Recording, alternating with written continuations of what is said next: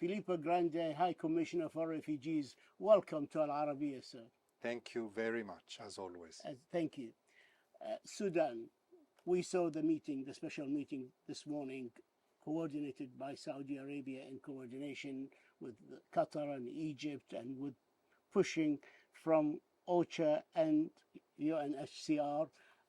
We have at last an event at the United Nations on Sudan this week, this important week. We heard numbers. Sudan, 7.1 million people displaced. You kindly mentioned, and Mr.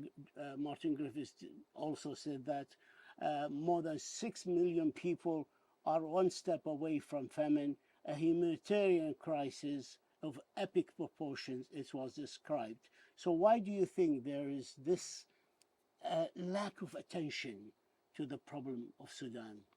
It is frankly shocking that we have this lack of attention, but you are absolutely right. And I said it in my own intervention, that the misery in which these people find themselves, of course, the main cause is the war between the people vying for military supremacy, but it is also due to the fact that humanitarian assistance is insufficient.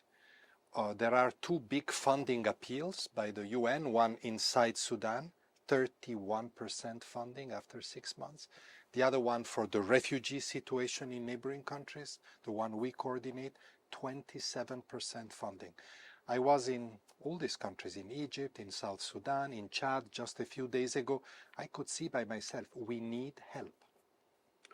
Prince Faisal bin Farhan, the foreign minister of Saudi Arabia, stressed the need to tackle the current humanitarian crisis, but also keeping an eye on the peace efforts and on the security and the integrity of Sudan. But first he called for an immediate ceasefire and a return to the talks in Jeddah soon. Many people, including yourself, called for the same. Ceasefire first to enable you and other humanitarian actors to deliver the aid it is needed. What are the problems of delivering the aid to the Sudanese people, the access?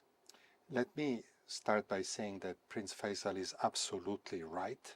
That's the most important issue, and in fact, his government, the government of Saudi Arabia, has been active, and which is very good, commendable, together with the US and other governments, to try to bring peace. In fact, as we discussed this morning, there are many tracks. It would be good if all the peace tracks would be unified so that there could be pressure on these military leaders to make peace. Because the result of this war is that, as you said, access by those of us who work, especially inside Sudan, is very, very difficult.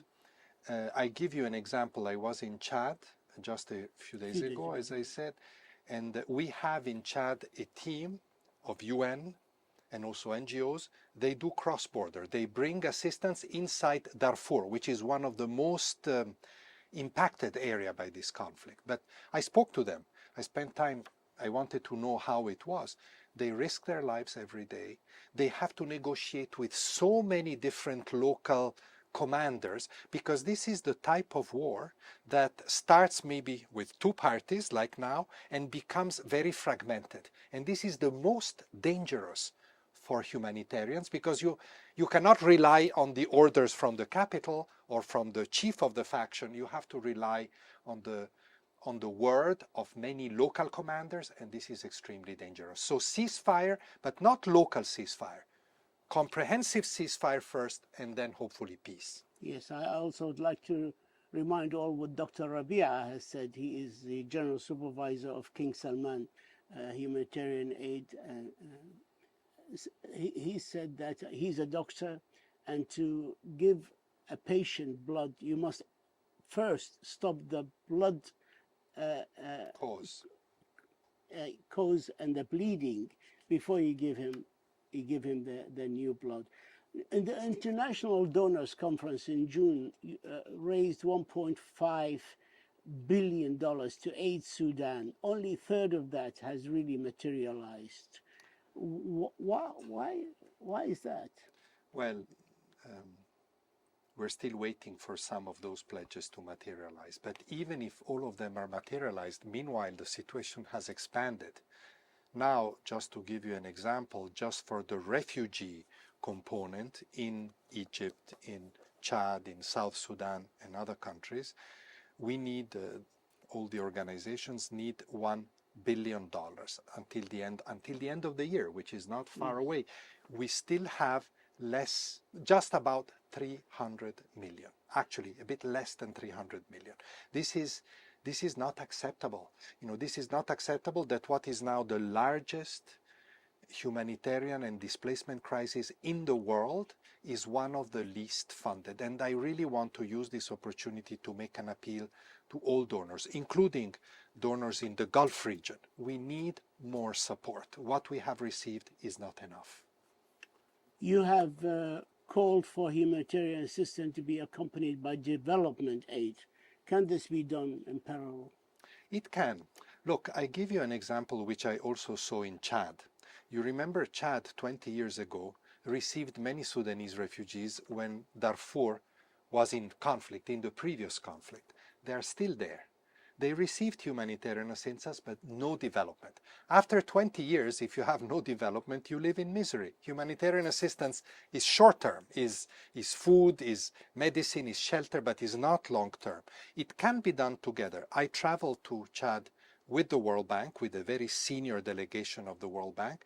They made a very good pledge to Chad, development pledge of more than $300 million for education, for livelihoods, for sustainable energy, for food security. These are the areas that development agencies need to address at the beginning of an emergency.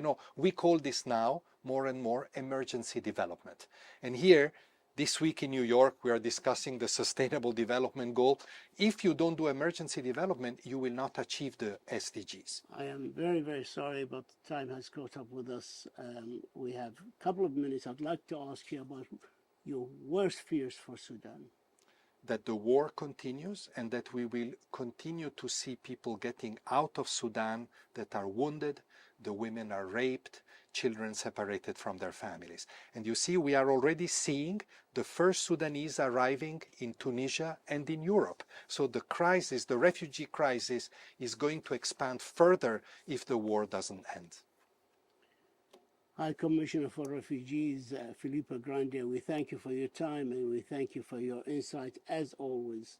And I hope the message reaches the donor countries and that they will dig deep in their pockets. Thank you, sir. Thank you for the opportunity. Thank you. Thank you, sir.